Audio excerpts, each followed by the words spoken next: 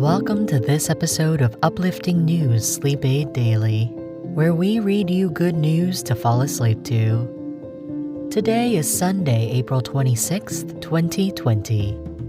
Our uplifting stories include Art Group sends $100 to comfort refugee children, 10 kinds of apples that were thought to be extinct have been rediscovered, and Turkey issues an order to feed stray animals so they don't starve in the pandemic.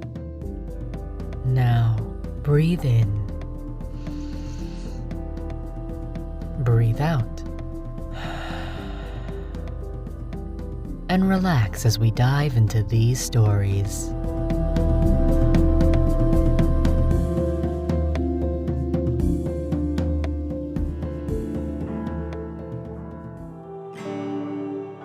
Our first story is from Bennington Banner by Tiffany Tan.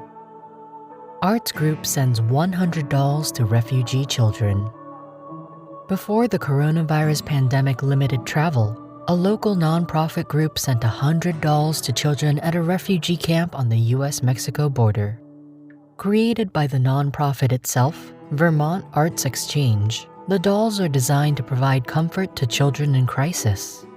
The dolls are made of a fabric in a variety of colors and textures. They depict both human and animal figures, and each carries a card with the message of caring. VAE has named them TLC dolls, which stands for Tender Loving Care. Since 2013, the dolls have been given to 300 children in Vermont through local organizations like the Bennington County Child Advocacy Center, Southwest Vermont Medical Center's Emergency Department, and United Counseling Services. The TLC dolls distributed at the refugee camp in the Mexican city of Matamoros in late February were first given outside Vermont.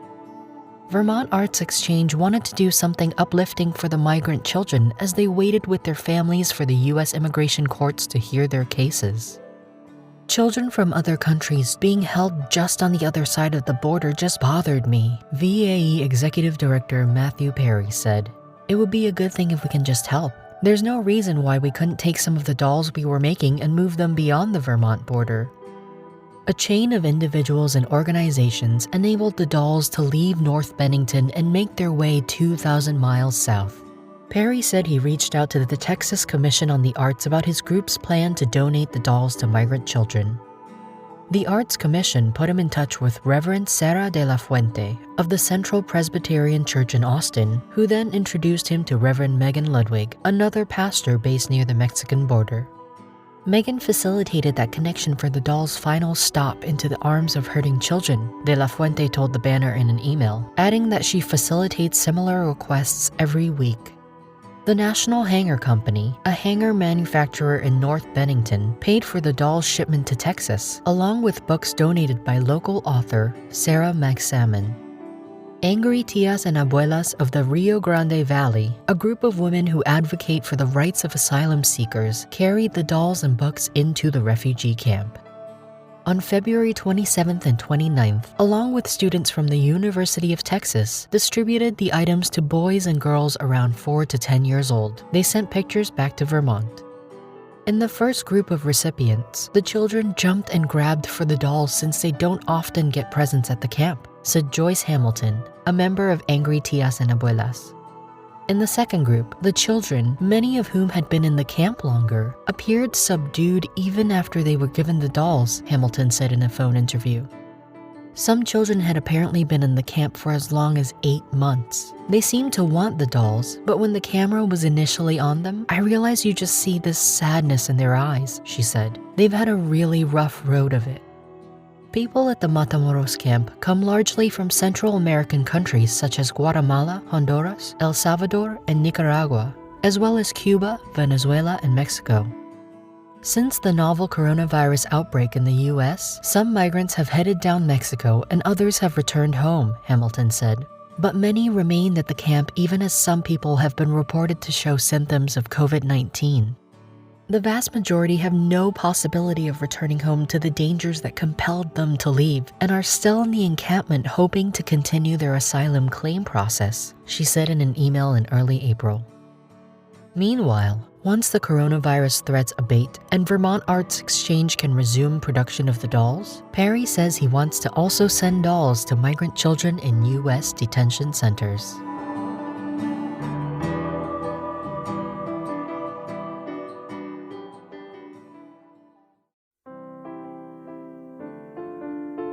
This podcast is hosted on Anchor.fm.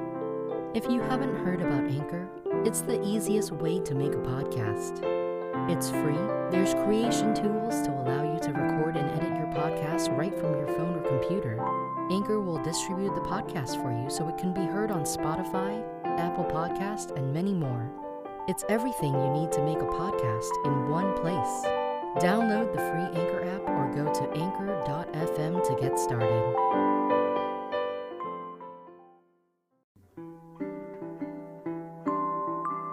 Our next article is from CNN by Lauren M. Johnson, read by special guest Michael Stewart Allen. 10 kinds of apples that were thought to be extinct have been rediscovered. Founder of the Lost Apple Project, David Benscoter, told CNN that it all started when he helped a disabled neighbor with some chores.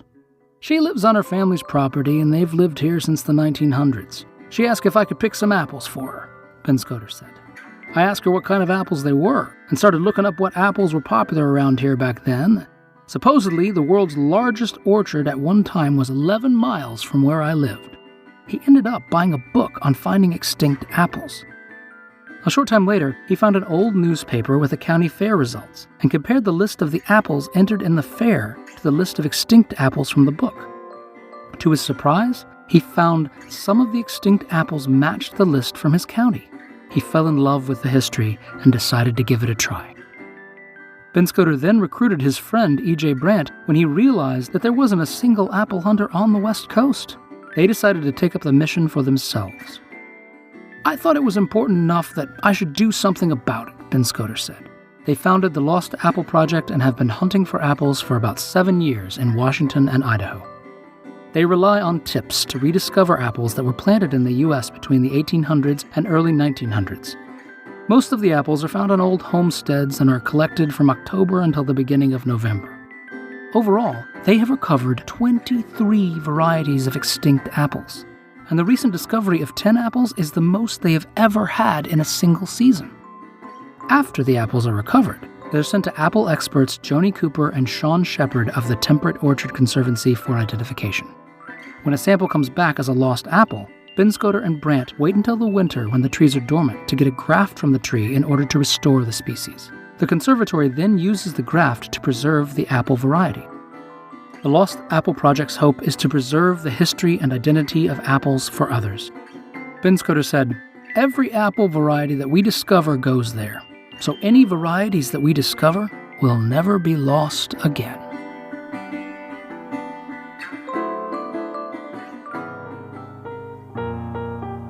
Our last article is from Animals Planet.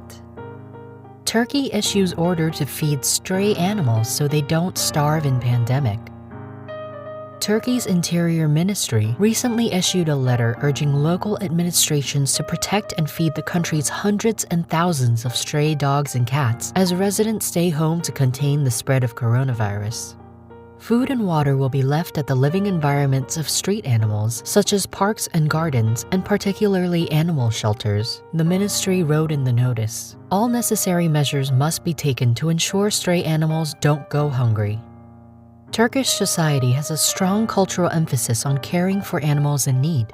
Municipal veterinarians vaccinate strays, and citizens help ensure their safety as part of everyday life.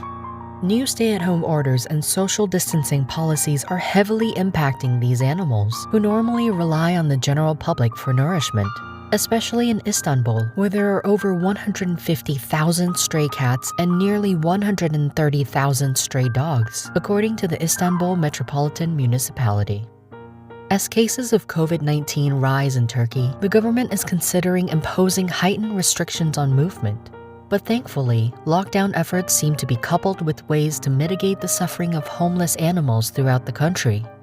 The decisions requiring local leaders to care for strays is being well received. In a recent tweet emphasizing the importance of caring for local dogs and cats, Istanbul's Bayrampaşa district shared pictures of its municipal workers feeding and interacting with the animals. Thank you to the dedicated officials, workers, and activists throughout the world who are acting diligently to ensure that the most vulnerable populations are not forgotten during this chaotic and trying time.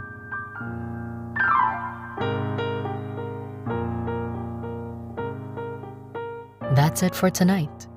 Thank you for joining us at Uplifting News Sleep Aid Daily. If you have an uplifting story, please send it to submit@unsadpodcast.com. That's submit@unsadpodcast.com. Stay safe and stay inside.